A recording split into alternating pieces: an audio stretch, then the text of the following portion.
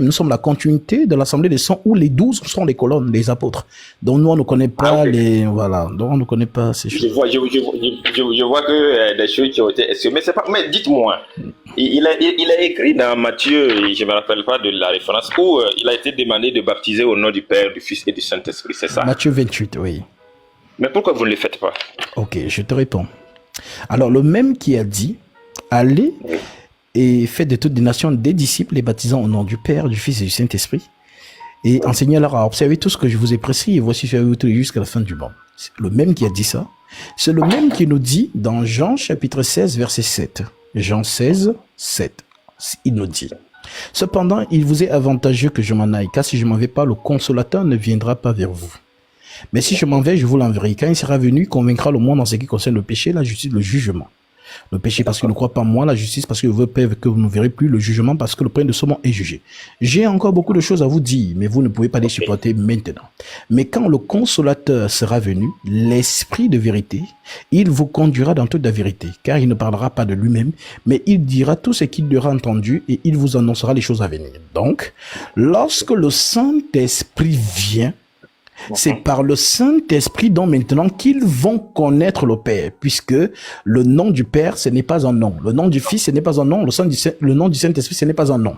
Donc le Père a un nom. Voilà donc ce que le Saint-Esprit va faire en révélant le nom. Voilà donc pourquoi le jour où il descend, conformément à la recommandation de Jésus-Christ, Actes chapitre 1, verset 4, le Seigneur dit, comme il se trouvait avec eux, il leur recommanda de ne pas s'éloigner de Jérusalem, mais d'attendre ce que le Père avait promis, ce que je vous ai annoncé, leur dit-il. Car Jean a baptisé d'eau, mais vous, dans peu de jours, vous serez baptisés du Saint-Esprit. Alors, vous serez mes témoins.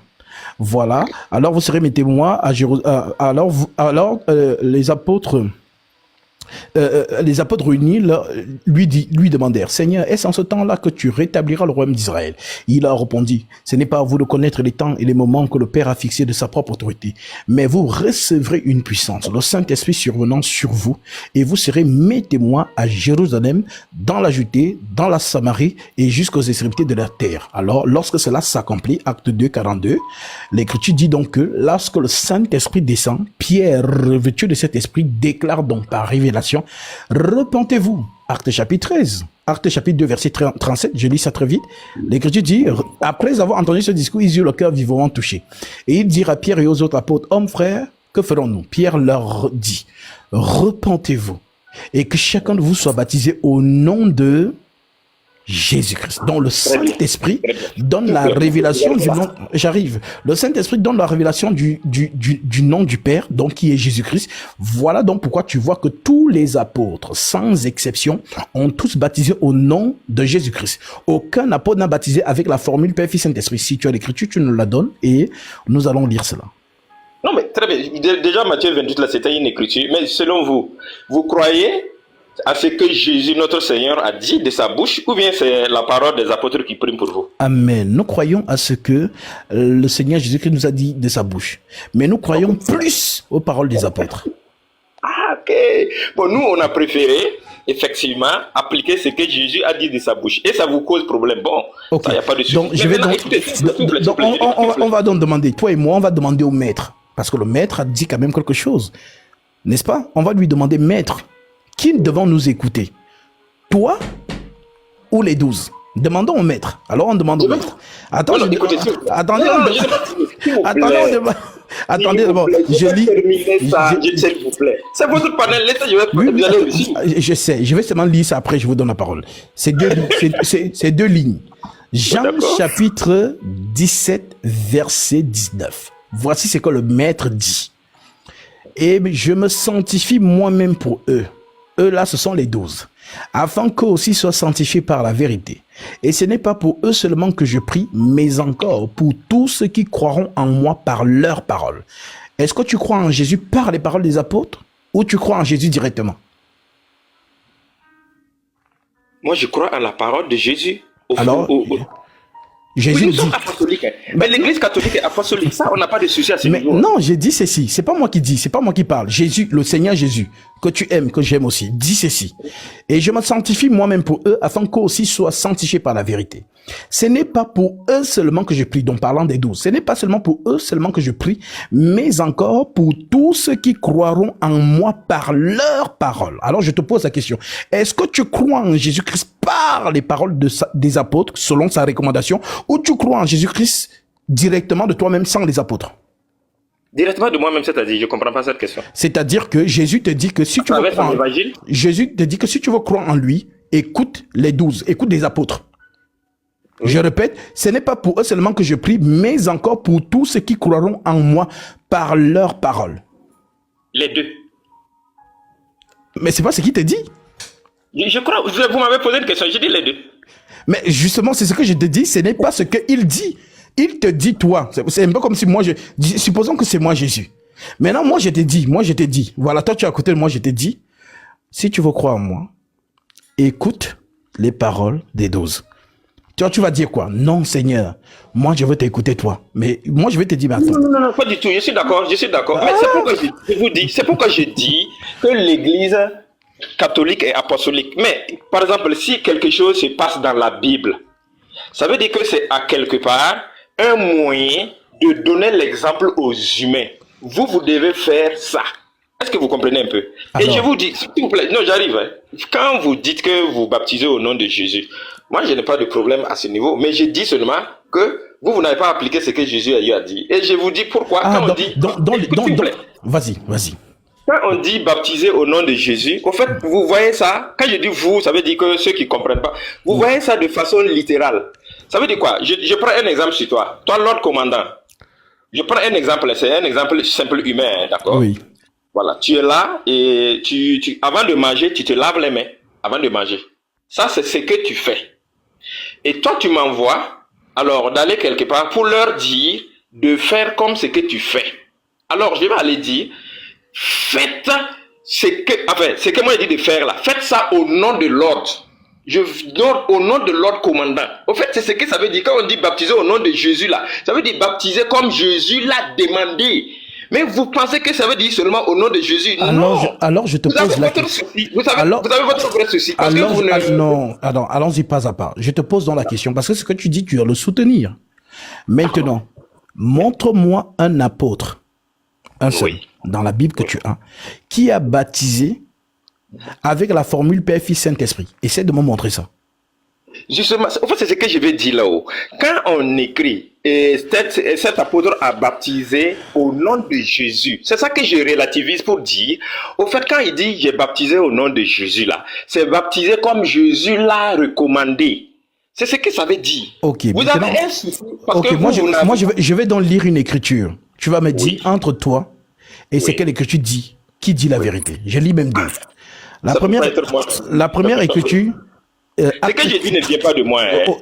Ok. Donc, Actes chapitre 4, verset 11. La première écriture que je te donne.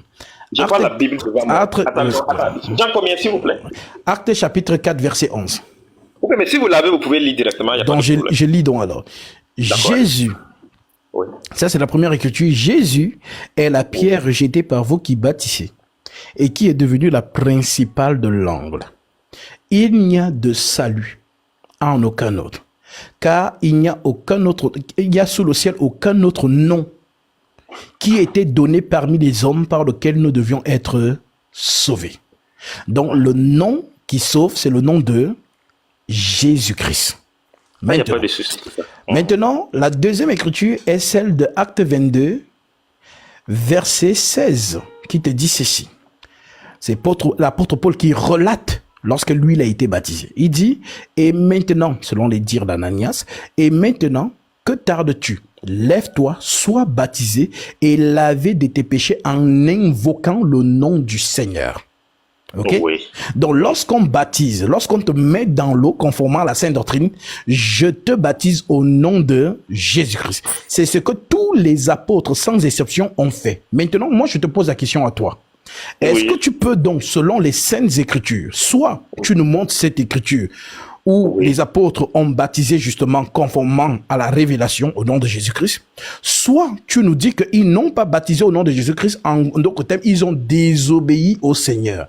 Donc, est-ce que les apôtres ont baptisé au nom? Parce qu'il fallait qu'il y ait au moins un qui est baptisé au nom du Père, du Fils et du Saint-Esprit. Comme ça, nous allions comprendre que ce soit baptisé au nom du Père et du Saint-Esprit, que ce soit baptisé au nom de Jésus-Christ, c'est la même chose. Mais maintenant, montre-moi un seul apôtre qui a donc baptisé au nom du Père, du Fils et du Saint-Esprit.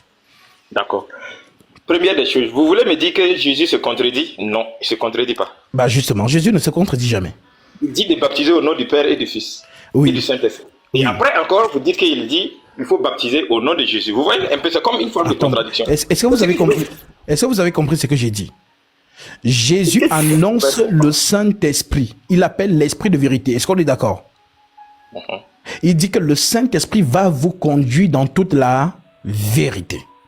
En d'autres termes, Jésus, ses paroles à lui, il est là sur terre pour accomplir le psaume chapitre 78, verset 1 à 2, qui dit, lorsque Dieu sera sur terre, il ouvrira sa bouche qu'en parabole. Ça veut dire que tout ce que Jésus sort de sa bouche est énigmatique. Et ce sont des paraboles. On appelle ça des paroles allégoriques. Maintenant, dans ces paroles allégoriques, c'est ce qu'il dit donc. Si quelqu'un blasphème contre lui, son péché lui sera pardonné. Pourquoi? Parce que la personne ne comprend pas. Et d'ailleurs, même les apôtres vont lui poser la question dans Matthieu 13. Seigneur, pourquoi leur parles-tu en parabole? Jésus va répondre, je leur parle en parabole pour qu'ils entendent, mais qu'ils ne comprennent pas. Voilà donc pourquoi celui qui viendra faire comprendre le monde, c'est le Saint-Esprit. Voilà bon pourquoi Jésus demande à ses 12 de ne pas s'éloigner de Jérusalem jusqu'à ce que le Saint-Esprit soit sur eux. C'est par le Saint-Esprit qu'ils vont donc prêcher la vérité. Voilà donc pourquoi lorsque le Saint-Esprit arrive, le Saint-Esprit proclame donc la toute première chose que le Saint-Esprit fait, c'est de révéler le nom du Père. Voilà donc pourquoi Pierre, sous l'onction de cet esprit, proclame repentez-vous et que chacun de vous soit baptisé au nom de Jésus-Christ. Pierre n'a pas dit repentez-vous et que chacun de vous soit baptisé au nom du Père, du Fils et du Saint-Esprit. Parce que à ce moment, on est là. Pierre a la révélation que Jésus-Christ est le Père. Voilà donc pourquoi on baptise au nom du Père, donc Jésus-Christ, tout simplement. Ce n'est pas qu'ils ont contredit Jésus, ils n'ont jamais contredit Jésus. C'est toi qui penses qu'ils ont contredit parce que tu n'as pas la révélation. Non, je n'ai pas dit qu'il se contredit. Hein. Au fait, voilà. Ce que je vais dire là, peut-être que tu refuses de reconnaître. Hein. Quand il a dit de baptiser au nom de Jésus là, le baptême au nom de Jésus là, ça veut dire baptiser comme Jésus le faisait. Mais tu refuses de le comprendre. Mais c'est écrit. Parce que vous... C'est écrit comment? Quand moi j'ai pris Matthieu 28, quand il dit baptiser au nom du Père et du Fils, ça au moins c'est écrit. Bon, maintenant vous refusez, vous dites que non, après ça, il y a eu une révélation et vous portez plus du crédit à la révélation que même à la parole qui est sortie. Donc, alors, on va te prendre à ton mot. Montre-nous une écriture où les apôtres ont baptisé comme tu dis là, c'est-à-dire baptisé au nom de Jésus, c'est-à-dire dit baptisé comme Jésus. Montre-nous une écriture. Justement, c'est ce que moi je dis là-haut. Le mot là est en dit long. Et puis encore, quand moi je dis là, moi je suis pas un sola scripturaire. C'est ce que j'ai dit. C'est ce que j'ai dit. Quand moi je te fais lire Jean truc là et 2 Jean truc là pour te dire que il y a des choses qui se faisaient de bouche à bouche là. Toi tu as fait semblant et puis tu es parti. Tu vois. En fait, la différence entre toi et moi c'est quoi? C'est que moi je donne les écritures, comment les apôtres... Je peux même te sortir encore 3 écritures, comment les apôtres baptisent. Je prends par exemple encore Actes chapitre 17, Actes chapitre 19. Non, s'il te plaît. Non, tu sais, si peut-être toi tu ne comprends pas, oui. Sache qu'il y a des gens, il y a 320 personnes qui nous écoutent, peut-être eux ils comprennent. Je prends encore un autre exemple parmi tant d'autres. Acte 19, verset 1. Pendant qu'Apollos était à Corinthe, Paul, après avoir parcouru les hautes provinces d'Asie, arriva à Éphèse. Ayant rencontré quelques disciples, il leur dit, avez-vous reçu le Saint-Esprit quand vous avez cru? Ils répondirent, nous n'avons même pas entendu dire qu'il y a un Saint-Esprit. Il dit, de quel baptême avez-vous donc été baptisés? Il leur répondit, du baptême de Jean. Alors Paul dit, Jean a baptisé du baptême de la repentance, disant au peuple de croire en celui qui venait après lui, c'est-à-dire en Jésus. Sur ces paroles, il fut baptisé au nom du Seigneur Jésus. C'est le seul baptême qui existe. C'est le seul baptême qui existe. Mais est-ce que tu as même compris ce que je viens de lire? On te dit que Paul les a immergés dans l'eau au nom de Jésus-Christ. Ça veut dire que c'est en le faisant, il prononce le nom du Christ. C'est ce qu'on appelle invoquer le nom du Seigneur. Maintenant, toi, tu veux faire comprendre aux gens qui nous écoutent ici que non, baptiser au nom du Seigneur, c'est baptiser comme Jésus. Alors, Jean baptisait comment? Ah non, non, non, non, non. Pour le baptême de Jean, ça, c'était pas ça, c'était un baptême de conversion. Hein. Non, ben, attends, est-ce que tu t'entends maintenant parler? Jean baptisait comment? Parce que quand on t'entend parler, c'est comme si tu disais, non, quand on dit baptiser au nom de Jésus, attends. En fait, quand on t'entend parler, les gens qui analysent ce que tu dis, on a l'impression que tu dis que non. Quand on dit baptiser au nom de Jésus, ce n'est pas prononcer le nom de Jésus. C'est baptisé comme Jésus. Alors, comme tu dis donc, on baptise comme Jésus, ça veut donc dire quoi? Ça veut donc dire Non, qu'on non, met... non, non, non, non, non, non, non, non. Baptiser comme Jésus l'a recommandé. C'est-à-dire baptiser au nom du Père, du Fils et du Saint-Esprit. Vous avez ce souci parce que vous ne croyez pas à la Trinité. C'est parce que vous ne croyez pas à la Trinité. Maintenant, montre-nous. C'est-à-dire, certifie ce que tu dis. C'est ce que nous te demandons. Certifie ce que tu dis. Montre-nous donc une écriture où les apôtres ont baptisé au nom du Père, du Fils et du Saint-Esprit. Montre-nous au moins une seule écriture. Regarde. Toi, tu prends une lettre, comment on appelle ça, une feuille de route du président ou bien d'un ministre qui dit d'aller, vas-y, et puis tu fais ça à mon nom. Tu fais à son nom. Maintenant, à son nom là, c'est un tout, au fait. À l'intérieur, là, faites comme il a dit de faire. En fait, c'est ça la compréhension. Et puis, dans tous les cas, ce n'est même pas de donc, ça veut donc dire que les apôtres n'ont jamais baptisé une personne au nom de Jésus. C'est-à-dire en prononçant le nom de Jésus. Pourquoi pas? Le Fils est Jésus, non? Au nom du Père, le Fils est Jésus, non? Non, s'il te plaît, ne joue pas avec les mots. On te pose la question. Puisqu'on t'explique, tu refuses de comprendre. Maintenant, je te pose la question. Est-ce que les apôtres, en baptisant une personne, ils l'ont fait sans prononcer le nom de Jésus ou ils l'ont prononcé en le faisant? Tel qu'il a été écrit, c'est clair, il n'y a pas de débat. Ça a été dit. Mais maintenant, quand je dis au nom de Jésus, là, il faut comprendre ça aussi. Comme ça a été dit, c'est clair. Non, nous sommes dans le cas pratique, ce qu'on appelle le factuel. C'est-à-dire que nous sommes au bord des eaux. Oui, ce qui a été écrit, c'est clair. Nous sommes au bord... Non, attends d'abord, il faut que les gens comprennent que tu acceptes ça maintenant. Nous sommes non. Attends, quand je dis j'accepte là, moi je n'ai pas bougé d'un iota. Hein. En fait, c'est pour dire que... Nous sommes au bord, nous sommes dans un cas pratique. Là, nous étions dans la théorie, nous sommes maintenant dans le cas pratique. Nous sommes au bord des eaux. Je prends la personne. Oui. Je l'immerge dans l'eau sans rien dire. Et on sort de l'eau. C'est ça? Bon, nous, vu le nombre, nous, on fait pas de l'immersion. C'est juste l'immersion de la tête, au fait. Ah, maintenant, tu vois donc que tu changes de sujet. Non, maintenant, ok, maintenant, vous ne baptisez pas par immersion, vous faites par aspersion, c'est ça? Pas par aspersion, immersion de la tête, tout simplement. Parce que, vu le nombre, on ne peut pas... Montre-nous, comme c'est toujours les apôtres à référence, montre-nous où les apôtres ont baptisé en plongeant juste la tête. Si tu as une écriture, comme ça va nous certifier ce que tu dis. Ah bon? Oui. D'accord. C'est que tu dois savoir aussi là. Il y a des choses aussi que les apôtres ont eu à faire et qui ne sont pas écrites dans la Bible. Vous êtes d'accord avec ça ou moins? Mais le juge ne va pas te recevoir. Le juge, lui, il a son code pénal. Voilà. Attends, je t'explique. Le juge, c'est Dieu. Il a son code pénal.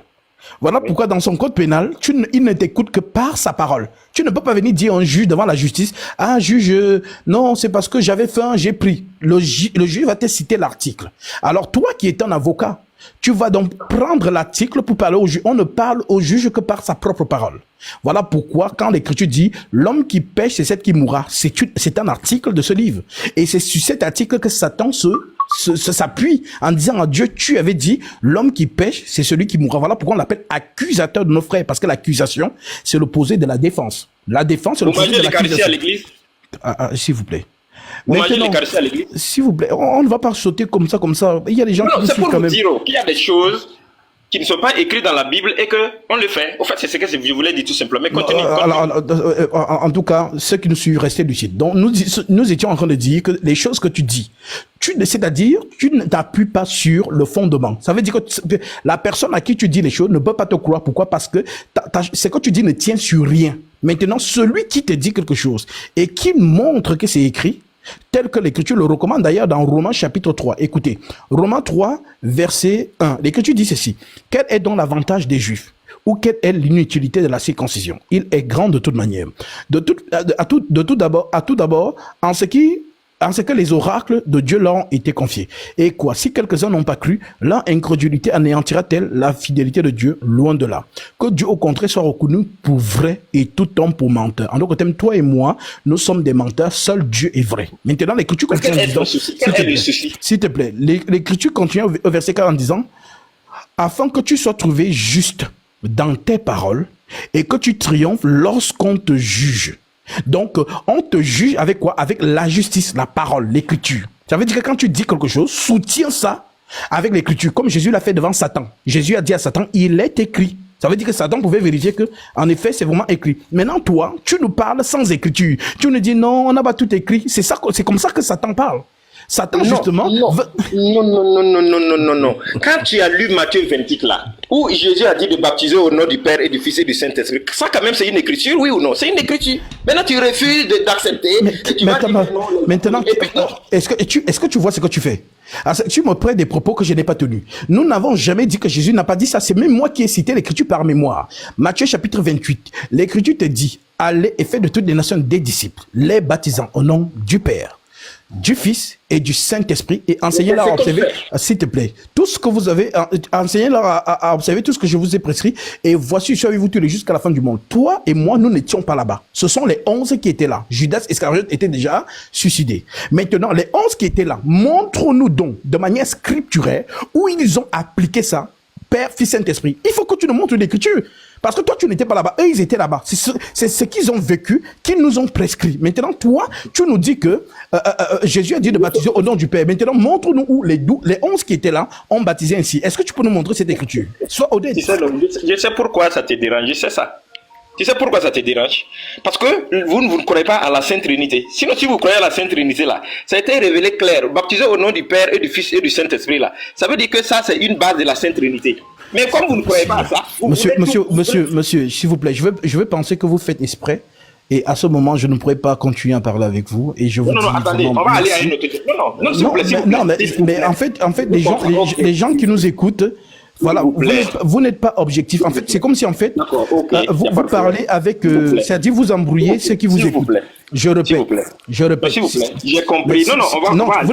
Vous n'avez pas compris. Vous n'avez pas compris. Ça marche. Allons-y, s'il vous plaît. J'ai compris, il n'y a pas de problème. En fait, on échange là, on apprend. Donc, ne vous en faites pas. Je ne suis pas monté pour dire que j'ai raison. Non, s'il vous plaît. C'est pas possible. Je ne suis pas monté laissez-moi placer. Dire que j'ai raison ou pas. Non, on échange. C'est juste un échange. Laissez-moi donc placer une. Je dis ceci. Pour ceux qui sont objectifs et qui nous écoutent, le Seigneur Jésus-Christ parlait en parabole. Et c'est cette parabole qui donne dans Matthieu chapitre 28. Et il promet à ceux qui l'entendent de parler qu'ils vont recevoir le Saint-Esprit. Et c'est quand ils vont recevoir le Saint-Esprit qu'ils auront justement la révélation. Voilà donc pourquoi lorsque le Saint-Esprit descend, l'Esprit Saint ne répète pas Père, Fils, Saint-Esprit, mais l'Esprit Saint dit au nom de Jésus-Christ. Voilà donc pourquoi les 11 qui étaient là-bas continue dans le processus en baptisant les gens au nom de Jésus. Maintenant, lui qui est en face de nous, nous lui disons donc, ok, vu que tu dis que Jésus a dit de baptiser au nom du Père, du Fils et du Saint-Esprit, montre-nous au moins une seule écriture où l'un des 11 ou des 12 par la suite, parce que Matthias a été rajouté, montre-nous où l'un des 12 a donc baptisé au moins, c'est-à-dire au moins un qui baptise au nom du Père, du Fils et du Saint, comme le font les prêtres catholiques. Montre-nous un seul apôtre qui a fait ça. Si tu n'as pas cette écriture, s'il te plaît, avançons, allons dans une autre, voilà, si tu as une autre question. Avançons. Non, en fait, c'est pas des questions, parce que c'est des... Voilà, ok, vas-y alors. On aborde encore quel sujet? Vas-y, je t'écoute. Vous parliez tantôt que quand la Vierge Marie, non, ou bien vous n'avez pas parlé de ça. Vous dites qu'on ne doit pas prier pour les... Je sais pas. C'est par rapport à la Vierge Marie, non? Vous dites qu'il n'est écrit nulle part où on doit prier, ces apôtres n'avaient pas de chapelet, etc. C'est ce que j'ai entendu. Oui. Mais je veux savoir pourquoi vous dites ça. Vous voulez dire que les saints ne peuvent pas intercéder auprès de nous? Je parle des saints, je ne parle même pas de la Vierge Marie. Alors, je vous pose la question, monsieur. Oui. Est-ce que vous pouvez nous montrer une écriture où les premiers chrétiens du temps des apôtres, où les apôtres eux-mêmes ont prié Marie? Non. Ils étaient ensemble. Comment ils vont la prier encore? Comment quelqu'un de son vivant, on va la prier encore? Donc il faut prier la personne quand elle est morte.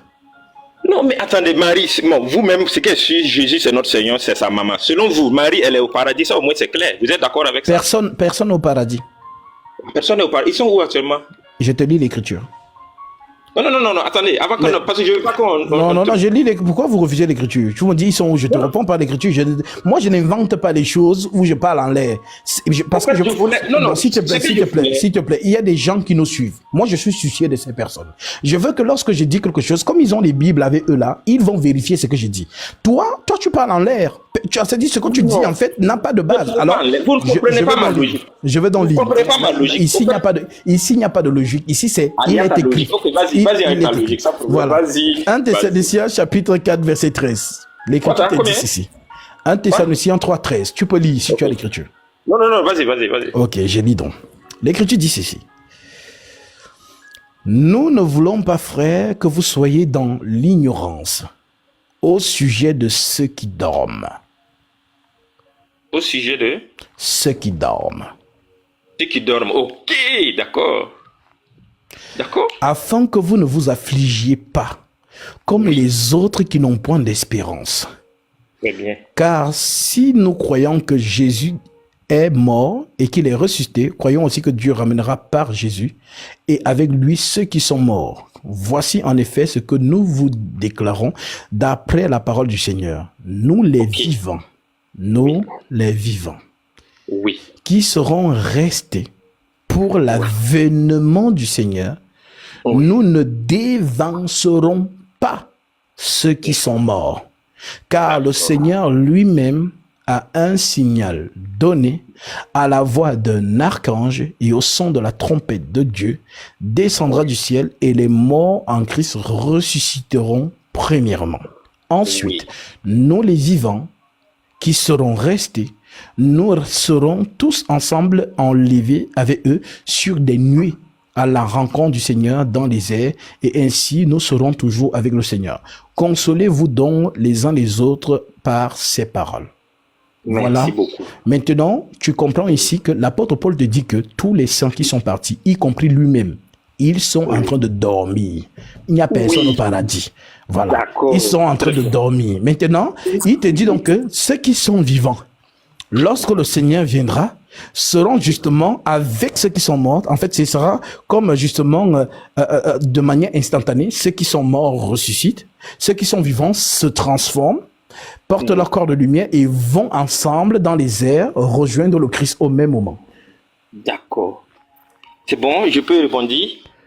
Répondit chez Paul. Moi, je lis. Oui. Est-ce que tu peux nous lire Apocalypse 5, 8? Apocalypse chapitre 5, verset 8. Oui.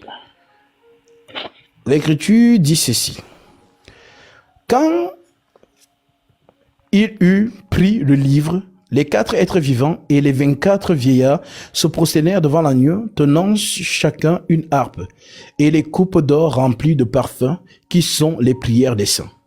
Ok, très bien, on s'arrête là. Oui. Ils sont des prières des saints. Les saints sont où? Les saints sont là, nous sommes là. Ah non, tu veux dire que ce sont des gens qui sont sur terre? Ce sont des humains? Oui, c'est nous.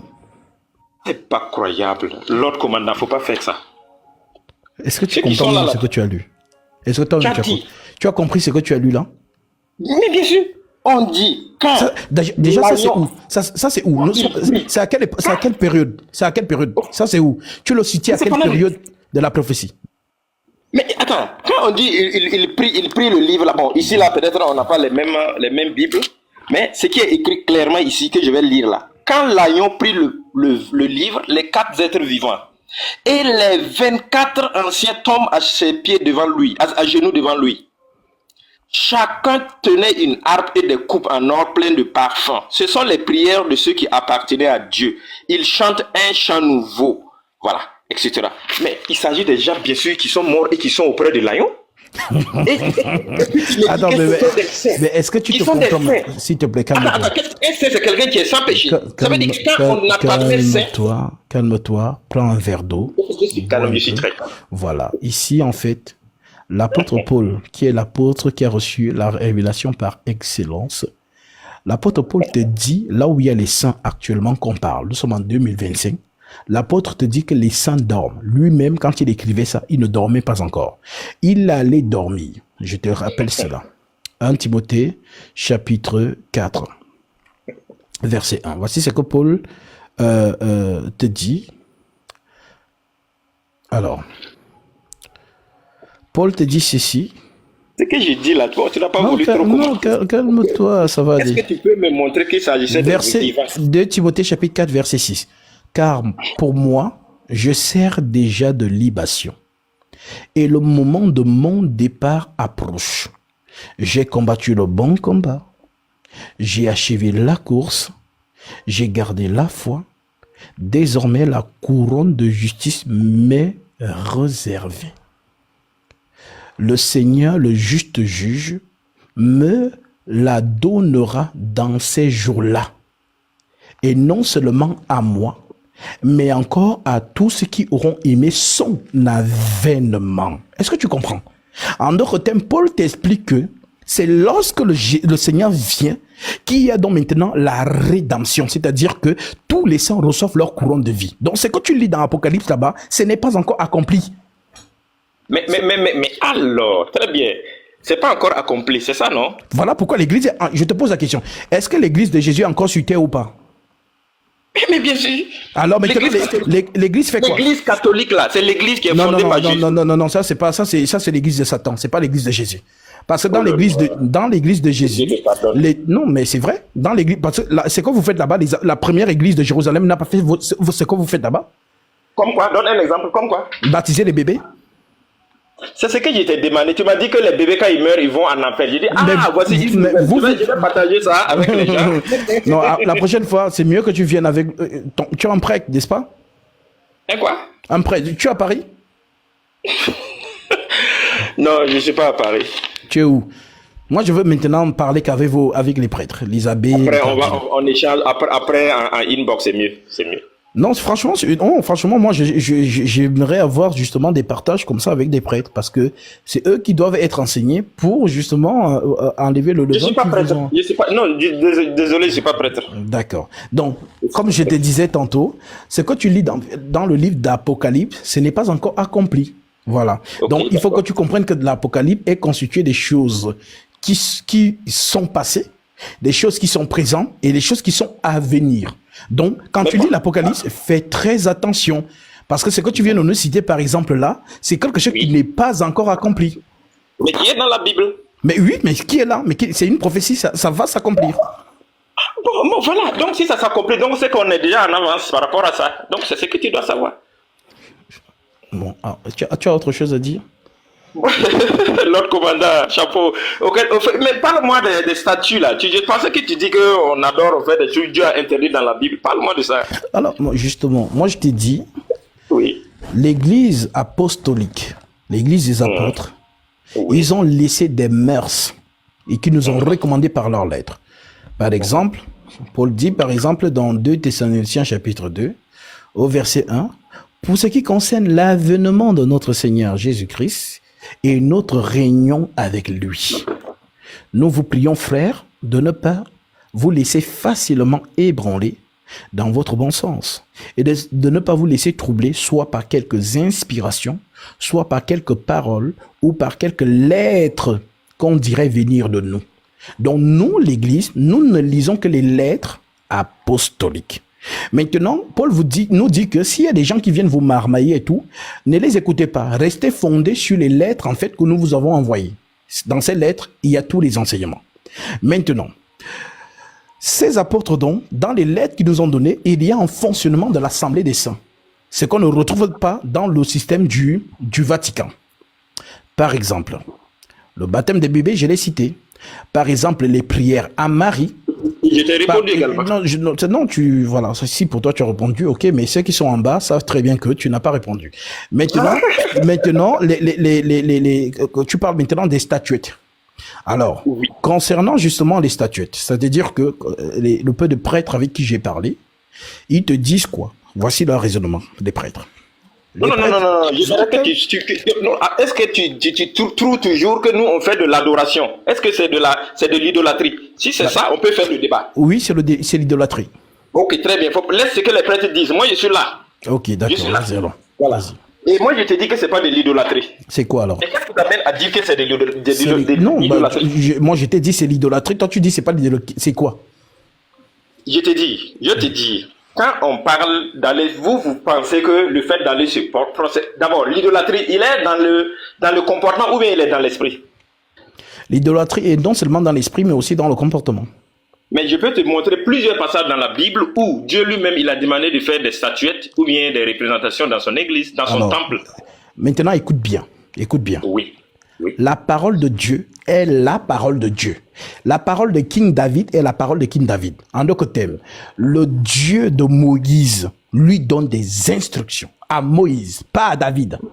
Le Dieu, calme-toi, calme-toi. D'ailleurs, lisons une écriture. Exode chapitre 4. Exode 4, verset 10. Voici ce que le Dieu de Moïse dit à Moïse. Moïse dit à l'Éternel, « Ah Seigneur, je ne suis pas un homme qui ait la parole facile.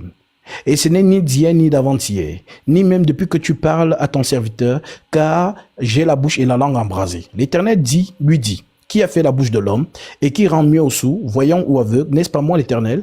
Va, je serai avec toi, avec ta bouche, et je t'enseignerai ce que tu auras à dire. Donc Moïse n'improvise rien. Moïse passe sur l'inspiration de Dieu. Donc, lorsque le Dieu de Moïse dit à Moïse, fais ceci, fais cela, Moïse fait. Dieu n'a pas dit à David, ou je ne sais pas, à Benoît XVI, que fais ceci, fais cela. Dieu a dit à Moïse. Mais dans Salomon, ça va aller, j'arrive. D'ailleurs, Moïse, Salomon, ce sont des préfigurations de Jésus-Christ. La loi, les psaumes et les prophètes n'ont parlé que de moi. Luc chapitre 24, versets 44 à 45. Il n'y a pas de souci à ce niveau. Ok, maintenant, comme tu as compris qu'il n'y a pas de souci, ce que Moïse fait est une préfiguration du Christ. Ce que David fait, ce que Salomon fait, ce que Amos, ce que Jonas, ce que tous les prophètes ont fait ne sont que des préfigurations de Jésus. C'est-à-dire leur prophétie s'accomplit en Jésus-Christ.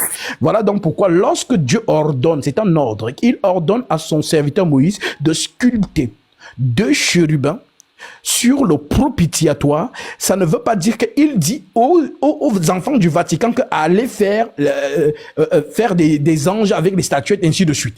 C'est là où il y a votre confusion. Ça veut dire que vous dites que Dieu donne sa parole à son serviteur. Vous prenez cette parole, vous dites que non.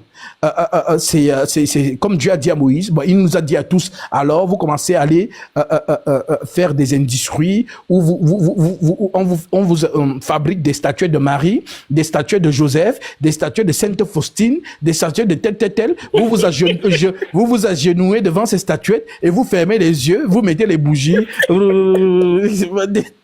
Vraiment, là, c'est ce qu'on appelle les tontons spirituels. C'est pas possible. L'homme commandant. C'est incroyable. Vous me fatiguez. Merci de m'avoir fait rire. Mais c'est incroyable. Écoute-moi.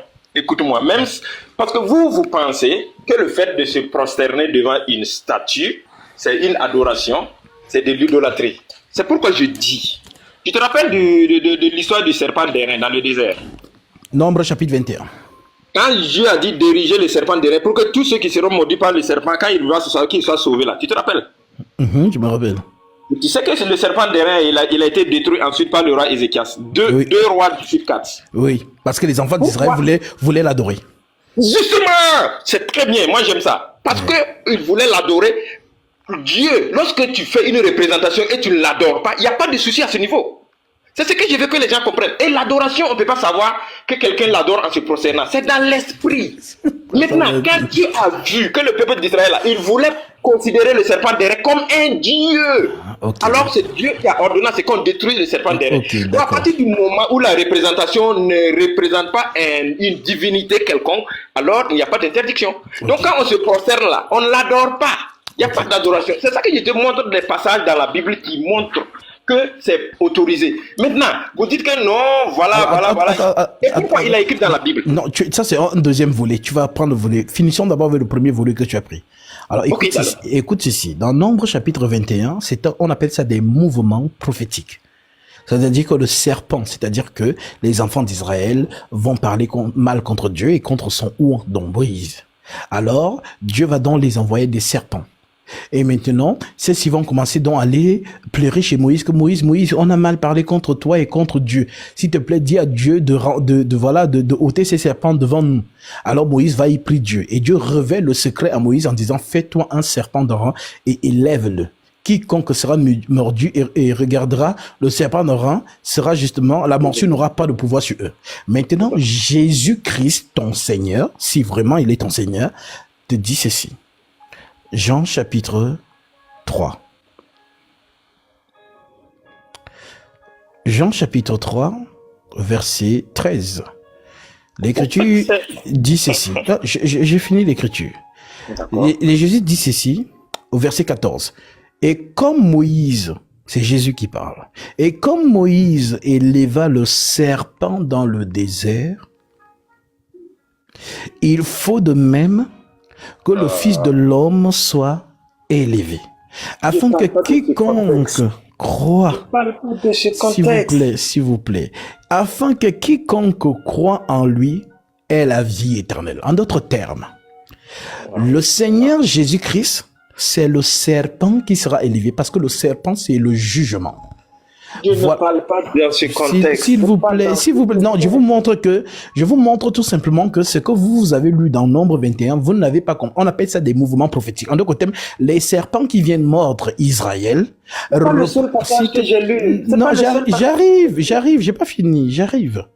Le serpent qui vient mordre Israël représente justement les choses de la terre, qui justement mordent les êtres humains. C'est-à-dire que la poussière de la terre, l'ennemi veut que vous vous concentrez sur les choses de la terre. Mais non, Dieu lui veut que vous levez vos yeux vers la croix de Golgotha. Parce que c'est cette croix qui vous sauve en fait. Voilà donc pourquoi les biens temporels de la terre vont périr. Mais ceux qui gardent leur espoir fixé sur la croix, donc de Golgotha, vont avoir la vie éternelle. Voilà ce que ça explique. Donc ça n'a rien à voir avec ce que tu dis. Maintenant, je chute. Maintenant, lorsque Dieu ordonne, c'est Dieu qui révèle à son serviteur de faire le serpent d'airain. Ce n'est pas son serviteur qui va improviser cela. Voilà donc pourquoi lorsque Dieu donne une recommandation, dès lors qu'il a donné la recommandation, cette recommandation sert et elle est justement efficace pour ceux justement qui la mettent en pratique tout de suite. Mais dès lors que Dieu sort de là, si tu continues justement à le faire, c'est ça qu'on appelle dans de l'idolâtrie. Voilà donc pourquoi les enfants d'Israël par la suite vont chercher justement à toujours vénérer ce serpent d'airain et c'est là où justement Ézéchias va détruire cela. Tout simplement. Justement. C'est bon. Merci beaucoup, Lord Commandant. Ce que moi je vais dire, c'est que tout ce que tu as dit là, c'est très bien. C'est pour dire, ça veut dire que tu bondis même dans le même sens que moi, pour dire que quand on parle d'adoration ou de l'idolâtrie, c'est dans l'esprit. Ça veut dire à travers la prosternation. Je peux te même montrer un passage où Abraham lui-même s'est prosterné devant les gens. Mais ça ne veut pas dire qu'il adorait ces gens. Oh, bah non, tu parles d'autres. Même, tu sais comment on appelle ça? Moi, j'ai fait toutes mes classes du Vatican. On appelle ça des courbettes ou encore des genoflexions. Ok? Non. Donc, non, calme-toi, je vais t'enseigner d'une certaine manière. Quand même, c'est péjoratif quand même. Non, mais non, ben, justement, renseigne-toi. Tu as fait tes classes du Vatican? Non. Bah, ça veut dire que tu n'as pas été enfant de messe, enfant de cœur. Tu n'as pas servi la messe. Pourquoi? Alors, dans le vocabulaire du service, parce que moi j'ai été dans le Vatican, voilà, jadis, et j'ai fait toutes mes classes. Donc, lorsqu'on sert en tant que, par exemple, acolyte, ou encore accompagnateur, ou encore porte-croix, ce sont des expressions. Les courbettes, les genoflexions. Je comprends. Bah, justement. Alors, justement, ça, c'est toi qui décides, mais c'est le discours, c'est justement le vocabulaire du service. Maintenant, est-ce que tu comprends ce que je vais dire par là? On dirait que tu ne me comprends pas. Non, ce que je vais toi, dire, tu essaies de nous faire comprendre. Bon, s'il te plaît, les gens disent que non, quand on arrive à l'église, on se prosterne devant la Vierge Marie, on se prosterne devant la croix, on se prosterne devant tel ou tel saint, que ça c'est de l'idolâtrie. Moi je vais leur dire, la simple prosternation n'est pas synonyme d'idolâtrie. L'idolâtrie c'est dans l'esprit. À partir du moment où tu ne peux pas lire dans mon esprit pour savoir si je l'adore ou pas, tu ne peux pas me parler d'idolâtrie. Maintenant j'ai parlé de représentation. Les représentations sont permises dans la Bible. Est-ce que tu t'agenouilles devant la statue de Marie? Si moi je vais prier, non, est-ce qu'il y a une position pour prier? Je te pose la question, il faut répondre ici. Est-ce que tu t'agenouilles devant la statue de Marie? Pour faire quoi? Pour prier? Oui. Pour prier, je vais te dire, je vais te donner 3 exemples. Quand le roi David priait, il se couchait pour prier. Quand Jacob priait, il avait le front sur terre. Quand Abraham priait, il était debout. Donc on n'a pas une posture, il n'y a pas une posture pour prier. Il n'y a pas une posture pour prier, c'est ce que je te dis. C'est pas ma question. C'est pas ma question. Oui. Je n'ai pas parlé de posture. J'ai été posé la question, c'est une question précise. Est-ce que tu t'agenouilles devant la Vierge Marie, la statuette là, pour prier? Est-ce que tu Je le dis fais? non. Je Ok, dis non. attends, je vais te montrer une image. Comment toi, ton leader à S'il toi. te plaît, Attends, écoute-moi. d'abord. Oh là Tu m'as là. demandé moi, non? Mais attends, tu m'as demandé moi. Moi, je dis non. Faut pas prendre l'exemple d'une personne. Et dans tous les cas, même si la personne s'agenouille là, quel est l'esprit de la personne? Est-ce que tu peux être dans l'esprit de la personne pour savoir ce que la personne fait? À partir du moment où tu ne fais pas, c'est une jurisprudence. Tu t'abstiens. J'ai pas besoin Tu peux d'être. pas le savoir. Même s'il se couche. Ah, s'il te plaît, Lord Commandant, ne fais pas ça. J'ai pas besoin d'être dans ton esprit. Je te vois déjà, tu as joué devant une statue. Je te vois. J'ai pas besoin d'être dans ton esprit. Tu reconnais que la prosternation n'est pas forcément un signe d'adoration. Tu Attends, reconnais? je vais te montrer le pape, comment il prie devant Marie. La Non, statue. ça c'est pas un problème. Est-ce que tu peux rentrer dans l'esprit du pape pour savoir qu'il adore Marie? Tu peux pas. Tu peux pas, Lord Commandant. Tu sais- L'adoration c'est dans l'esprit, c'est spirituel, c'est pas quelque chose qui est humain. Tu sais, ce qui est bien avec moi, c'est que j'ai été dans la maison. C'est-à-dire, tout ce que tu dis là. Non, attends, j'ai été dans la maison. C'est-à-dire que moi, j'ai été dans la maison. J'ai fait tous mes pèlerinages. Et tu ne sais pas, tu vas pas me faire croire que je n'ai jamais été, ou bien je ne sais pas comment ça se passe. Les neuvaines, les maris qui défait les nœuds, les miséricordes divines, les rosaires, c'est-à-dire que ce sont des choses que nous on a fait de minuit à 6 heures du matin à genoux. Tu peux parler à Saint-Michel, tout ça? Non, à genoux, on met le sel, on se met à genoux sur le sel sans se lever, de minuit jusqu'à 6 heures, on est là. Je vous salue Marie, on est là. Tu parles de quoi? On était dans la maison. Justement, c'est pour te dire que tout ce qu'on faisait là-bas, on se met même à genoux, on se couche même devant la statuette. C'était même mettre même la statuette en bas du lit. C'est du fanatisme, ça. Mais je te dis, il y a même les photos. Quand tu arrives, il y a les mais tu parles de quoi? Je suis catholique, mais je te dis que non, moi je ne fais pas comme ça. C'est parce que c'est pas ce qui est recommandé. Tu es le seul du Vatican qui ne fait pas ça. Tu es vraiment le seul. Non, tu es déjà parti au Mexique? Commandant, non pas au Mexique d'abord, non pas au Mexique. Tu n'es jamais parti? Non pas au Mexique. Là-bas, on ne connaît même pas Jésus.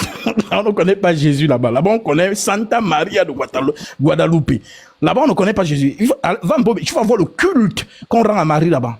Entre les bougies qu'on allume, les vœux, les ceci, les cela, mais c'est une divinité là-bas. Mais c'est pour qu'elle puisse intercéder. C'est ce que j'ai lu dans Apocalypse là pour dire qu'on peut intercéder pour nous. Alors, tu veux que je te montre l'intercesseur? Je te lis cela. Dis-moi, avant que tu ne me montres là-haut, dis-moi comment s'est passé le premier miracle de Jésus. Alors, le premier de Jésus, c'est sa femme qui lui demande. Si, c'est sa femme. Maman. C'est la prophétie. Tu n'as pas compris. Comment ça? Qu'est-ce que Genèse dit? Non, laisse ça. C'est au nom de Cana. Tu es d'accord avec moi? Parlons simplement. C'est au nom de Cana. Attends, tu m'as posé une question. Il faut comprendre que les noces de Cana, c'est une prophétie de Genèse. Dans Genèse, il est écrit, écoute-moi. Je suis d'accord. Allons-y aux noces de Cana là. Allons-y là-bas. On va aller là-bas. Mais on va aller là-bas. Avant d'arriver là-bas, non, commandant, toi tu n'es pas sérieux. Il y a un départ. Dans Genèse, il est écrit, tes désirs se porteront vers ton mari et lui, il dominera sur toi. Voilà donc pourquoi, quand on vient donc aux noces de Cana, ce jour-là donc, la femme dit à son homme, ils n'ont plus de vin. Alors l'homme de la femme répond à cette femme, femme. Il n'a pas dit maman, mère. Il dit femme. Qu'y a-t-il entre toi et moi? Mon heure n'est pas encore venue. Alors, attends. Tu sais comment on dit mère en hébreu? Non, attends. Il faut aller. Vas-y, après on va revenir sur ces détails-là. Voilà. Tu sais comment on dit mère en hébreu? Au fait, il faut... Non. C'est Ima. Et femme en hébreu, c'est dit Isha. Ça veut dire quoi? Ça veut dire que dans cette scène, si toi, je pense que tu es africain comme moi, tu ne peux pas appeler ta mère femme. Tu sais que ça ne sonne pas bien en Afrique. Si moi, ma mère, mais pourquoi? C'est pas les mêmes cultures. Leur culture et notre culture. Il faut pas voir ça comme ça. Hein. C'est vrai que c'est intriguant, mais il faut pas voir ça. C'est leur culture. Il faut pas dire ça. Regarde, tout est dit que c'est dans leur culture. Quand on fait la généalogie, est-ce que tu as vu, s'il te plaît, quand on fait la généalogie dans la Bible, là, au niveau, les Juifs ne comptent pas les femmes. Ça, quand même, c'est leur culture. Dans leur généalogie, on ne cite pas les femmes. Écoute-moi. Non, tu mélanges tout. Écoute-moi, dans la société israélienne, ne dis plus jamais ça. On n'appelle pas Je parle israélienne, hein. on n'appelle pas sa mère femme. Ça n'existe pas. Donne-moi, donne-moi un exemple. Si tu as une preuve, tu mets la vidéo, on lit ça.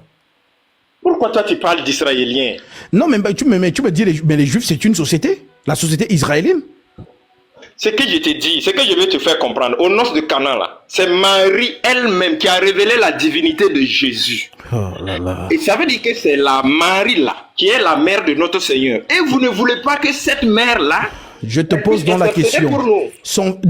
Comme tu dis que c'est ça, son fils l'a appelé comment? Mère ou femme? Femme, clair, c'est clair, il a dit femme. Ok, pourquoi? Ah là, sincèrement, je ne sais pas. Ah, maintenant, laisse-moi te dire. Parce que comme tu ne sais pas, c'est ça que je te dis. Moi, j'ai mon interprétation. J'ai mon interprétation que je refuse. C'est mon interprétation à part. Mais pour dire que mon interprétation est vraie ou pas, je ne peux pas le dire. La prophétie dit que les désirs de la femme se tourneront vers son mari. Voilà pourquoi tu vois que la femme, naturellement, elle demande tout à son homme. Donc Marie, dans cette prophétie, dit à Jésus, ils n'ont plus de vin. Alors le Seigneur lui répond, femme, qu'y a-t-il entre toi et moi? Mon heure n'est pas encore venue. Tu sais de quelle heure il parle? Ah mais attends, je ne comprends pas. Moi, quand on dit l'heure du Seigneur, moi je ne sais pas de quelle heure il parle. Mais son heure, moi n'est pas encore arrivé pour qu'il réalise. Non, l'heure qui n'est pas encore venue, c'est la mort. Je n'interprète pas. Mais moi, je n'interprète pas l'évangile. C'est pas l'interprétation. Je médite l'évangile, c'est médite, ça ne s'interprète pas. Attends, je vais te lire ça. Peut-être que tu penses. Non, c'est moi qui t'ai posé la question. Attends, je lis donc. Bon, okay. C'est pour te dire, cette femme en réalité qui est capable de révéler la divinité de Jésus à travers son premier miracle là, c'est pas n'importe quelle femme. Et dis-moi, quand on parle dans Apocalypse là, Apocalypse 12, 1, 3 là, la mère, comment on appelle, la reine du ciel, c'est qui? Selon vous, c'est qui? C'est qui représente la reine du ciel? La reine du ciel. La femme au 12 étoiles là, elle représente qui? Israël. Une femme? Oui. Israël, est-ce que Israël c'est un homme féminin? Mais Israël, c'est une femme. Faut pas prendre Jérusalem, la femme prostituée là pour dire que Israël, hein. Israël, c'est féminin. Et donc, vous voyez, tu veux qu'on entre dans le langage prophétique? On entre. La scène que tu vois, s'il te plaît, regarde. Tu connais Joseph? Quel Joseph? Il y a plusieurs Joseph dans la Bible. Joseph de l'Égypte. Oui, bien sûr, oui. Voilà. Tu sais que Joseph a eu en songe le soleil, la lune et les étoiles, n'est-ce pas? Mais bien sûr. Ok. Maintenant, Joseph, justement, son père, c'est Jacob. Bien sûr. Et il a 11 frères. Maintenant, parmi les 11 frères, les 12 frères, dont Joseph, c'est lui qui va voir la vision du soleil, de la lune et des étoiles. On est d'accord? Oui, après, il a eu des problèmes même avec ça, on l'a vendu. Oui, maintenant, son père a interprété son songe en disant, que veux-tu dire par là? Mais il n'a pas aimé. Moi, ton père, en d'autres termes, le soleil. Ta mère, en d'autres termes, la lune, et tes frères, en d'autres termes, les étoiles. C'est cette vision qu'on te montre dans Apocalypse. Voilà pourquoi Jésus aussi choisit 12 apôtres. Et parmi les 12 apôtres, il y a le plus jeune qu'on appelle Jean. Et c'est ce Jean qui a dans la vision du soleil, de la lune et des étoiles. Alors quand il dit, j'ai vu une femme environnée du soleil, c'est la femme qui doit donner l'enfant. Voilà pourquoi l'Écriture dit le salut vient des Juifs. En d'autres termes, la femme représente les 12 étoiles, représente les 12 tribus d'Israël. Le soleil représente Israël et la lune sous ses pieds représente toujours Israël. En d'autres termes, les trois choses, on parle d'Israël. C'est d'Israël que donc... Il y a quoi si c'est bien? C'est pas seulement la lune. Il y a quoi si c'est bien? Ok, très bien. S'il te plaît. Je lis ici Luc chapitre 2, verset 25. Voilà. Luc chapitre 2, verset 25. L'Écriture te dit, je prends la partie verset 29 pour aller vite. Maintenant, Seigneur, tu laisses ton serviteur s'en aller en paix, selon ta parole, car mes yeux ont vu ton salut. Salut que tu as préparé devant tous les peuples, lumière pour éclairer les nations et gloire d'Israël, ton peuple. Son père et sa mère étaient dans l'admiration des choses qu'on disait de lui. Siméon le bénit et dit à Marie, sa mère, Voici cet enfant est destiné à amener la chute et le relèvement de plusieurs en Israël et devenir un signe qui provoquera la contradiction et à toi-même une épée te transpercera l'âme afin que les pensées de beaucoup de cœurs soient dévoilées. En d'autres termes, cet enfant, c'est-à-dire l'enfant là, sortira, c'est la prophétie de Genèse. Je mettrai inimitié entre toi et la femme. Marie était là-bas. Non, je mettrai, s'il te plaît, je mettrai inimitié entre toi et la femme, entre ta postérité et sa postérité. Celle-ci t'écrasera la tête, mais toi, tu lui blesseras le talon. En d'autres termes, la femme dont on parle, c'est Israël. Et c'est d'Israël que doit sortir le Messie. C'est que tu dis, c'est la Genèse. Non, s'il te plaît. Justement, la prophétie a un début, c'est ce qu'on appelle le Bereshit. Maintenant, l'apôtre Paul te le dit encore dans Romains chapitre 9, versets 2 à 5. Écoute ce que Paul te dit. De la Genèse et tu parles d'Israël dans la Genèse quand même, s'il te plaît. J'ai pas entendu. Qu'est-ce que toi tu as dit que non, quand tu as parlé de la femme machin qui sera mordue par le... Mais c'est la prophétie qui concerne justement, la prophétie s'accomplit avec qui? La prophétie s'accomplit avec qui? C'est pas avec Israël? Mais bien sûr, il n'y a pas de souci. Ah non, mais pourquoi tu poses ce genre de questions? Romains 9, verset 2 à 5. L'Écriture te dit, l'apôtre Paul te dit, j'éprouve une grande tristesse et j'ai dans le cœur un chagrin continuel. Car je voudrais moi-même être anathème et séparé de Christ pour mes frères, mes parents selon la chair, qui sont israélites, à qui appartiennent l'adoption et la gloire et les alliances et la loi et le culte, et de qui, et les promesses, et de qui est issu selon la chair, le Christ, qui est au-dessus de toute chose, Dieu béni éternellement. Donc le Christ sort des 12 patriarches. Ça veut dire que, s'il te plaît, le Christ sort des 12 patriarches et c'est donc ça qu'on te projette dans l'Apocalypse. C'est-à-dire que Israël représente cette femme et par cette femme, le justement reçoit le salut. Et le salut, c'est qui? C'est Jésus-Christ. Donc, cette femme là-bas, c'est pourquoi vous avez pris cette femme, vous l'avez mis dans les chapelles du Vatican en disant que c'est Marie. Mais non, c'est Israël. C'est que tu dis. C'est des gens qui ont des Bibles qui t'écoutent. Hein. Dans l'Apocalypse, quand on parle de la femme et du dragon là, tu vas me dire que c'est Israël? La femme qui va accoucher. La femme qui va accoucher l'enfant. La femme qui va accoucher l'enfant. C'est Israël également. Oui, c'est Israël. C'est la prophétie. Bon, d'accord, je ne crois pas à ça. Comment tu peux faire pour m'amener à croire à ce que tu dis là? C'est ton interprétation. Ok, maintenant, je te fais comprendre, puisque les apôtres ont enseigné ça avant moi. On te fait donc comprendre ici. Dans la Bible, ils ont enseigné ça dans la Bible? Bah oui, c'est ce que je suis en train de te dire. Lorsque je reprends encore l'écriture, Romains chapitre 9, 2 à 5. Écoute-moi, souffle de m'écouter. L'écriture te dit, c'est Paul qui te dit ça. J'éprouve une grande tristesse et j'ai dans le cœur un chagrin continuel. Car je voudrais moi-même être anathème et séparé de Christ pour mes frères et mes parents selon la chair qui sont israélites. Ses parents, Paul dit que ses parents sont israélites, à qui appartiennent l'adoption et la gloire et les alliances et la loi et le culte et les promesses et les patriarches. Tu connais les patriarches? Mais bien sûr. Ils sont combien? Oh, quand tu me demandes, je connais les patriarches. Les patriarches de l'église, quand on dit patriarche, c'est comme ton nom l'indique. Hein? Oui, mais c'est qui? De l'église, les apôtres, c'est les apôtres. Non, mais non. C'est l'apôtre Paul qui parle. Il te parle des 12 fils de Jacob, les patriarches. Mais donc, patriarche, dans sa définition, ça signifie quoi? Donc, Paul te dit donc, et les promesses, et les patriarches, et de qui est issu selon la chair, le Christ, qui est au-dessus de toutes choses, Dieu béni éternellement. En d'autres termes, le Christ sort des patriarches. Et en effet, parmi les patriarches, il y a le 4e qui s'appelle Judas. Et c'est de Judas que sort justement la lignée prophétique, dans la lignée royale. Voilà donc pourquoi David, son aïeux, son ancêtre, c'est Judas. Et c'est comme maintenant on dit donc que lorsque Gabriel parle à Marie, il lui dit quoi? Cet enfant justement, Dieu lui donnera le trône de David, son père. Il parle ici de Judas justement. Voilà donc pourquoi l'enfant là doit s'asseoir sur le trône de David, humainement parlant. Est-ce que tu as compris maintenant?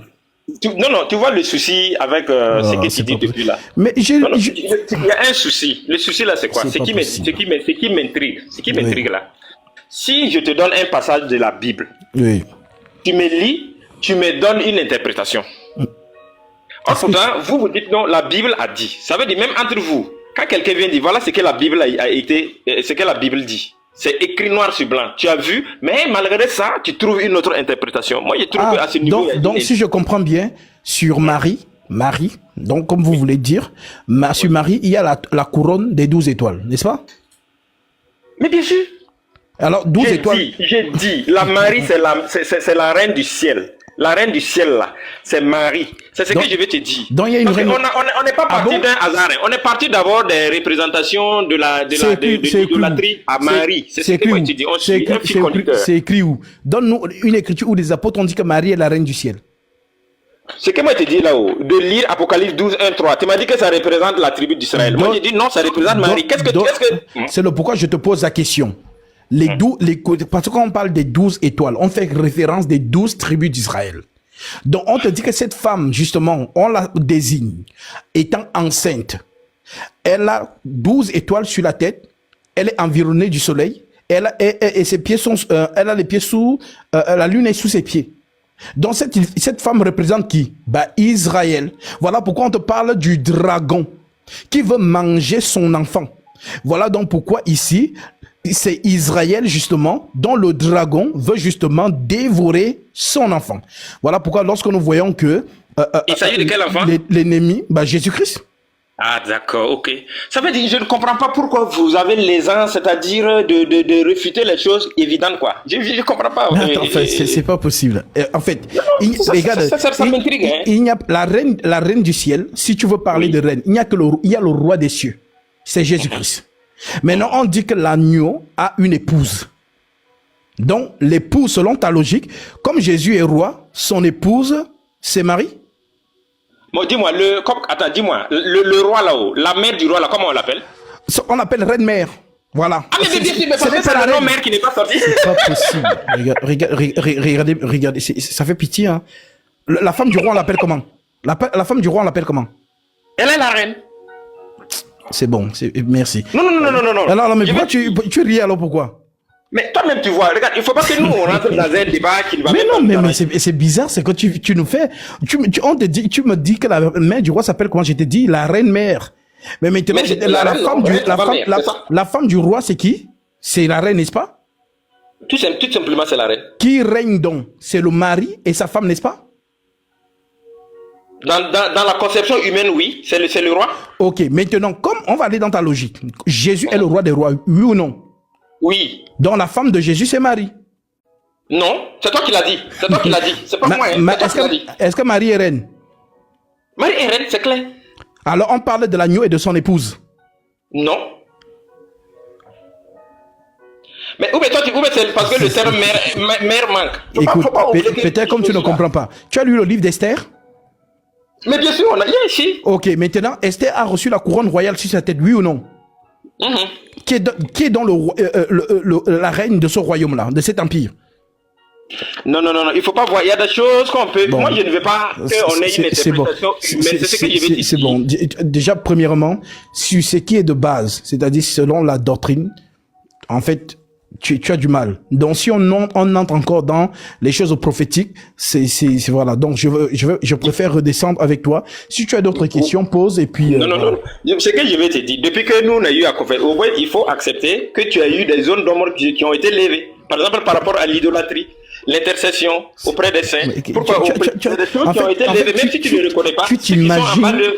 Tu t'imagines des choses dans ta tête et tu es persuadé que ce que tu dis est tellement vrai. On te pose la question. Montre-nous par exemple prenons les apôtres comme témoins. Montre-nous des apôtres qui se sont agenouillés devant une statuette. Pourtant, Paul a combattu les statuettes durant tout son ministère. Mais parce que les gens en faisaient un objet d'idolâtrie, un objet d'adoration. C'est ce que j'ai dit. Les représentations n'ont jamais été interdites. C'est ce que je te dis. Ça veut dire c'est l'usage. Ah bon? Je te dis non. Ça n'a jamais été interdit. Les représentations. Écoute bien, je dis les représentations. Non, s'il te plaît, donne-nous l'écriture pour que ça fasse foi de ce que tu dis. Et je vais lire.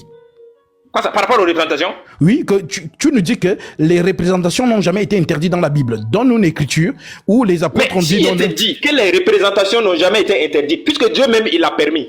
Et on a eu à le dire, on va pas revenir sur ça, si tu veux on peut revenir. On a eu à le dire plusieurs fois où Dieu même a permis. Les chérubins, ça c'est ça, les séraphins, ça il y en a eu. Tu sais ce qu'on appelle la parole de Dieu? C'est la parole du roi. Moïse n'improvise pas d'aller faire les chérubins. C'est Dieu qui lui dit, va faire 2 chérubins. Mais ça a été fait, oui ou non? Ça a été fait, non? Mais les chérubins, c'est une représentation. Est-ce que toi qui es là, est-ce que Dieu t'a dit, va faire la statue de Marie?